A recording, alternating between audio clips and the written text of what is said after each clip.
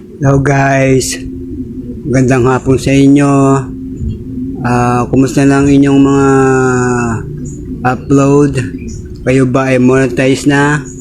Okay, so papaliwanag ko sa inyo kung yung nakikita nyo sa screen ay meron na kayo ng ganyan. So ito ang dapat gawin ninyo. Bawal pala yung mag-follow to follow. Nangyayari pala yan.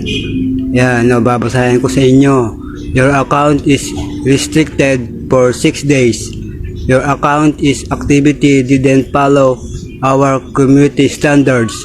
So you can't done or more things you usually do. Yan, dapat pong iwasan yan. At hindi po pwedeng follow to follow. At yan po ay nalabas. Yan po ay magkakameron po kayo po ay nag-follow to follow. Kailangan po ay iwasan yan. So, ang kailangan lang ninyo ay ng 6 days para hindi kayo violation. So, gawin niyo po yan paraan. Salamat po sa inyong pagtangkilik sa aking mga video. Thanks for watching.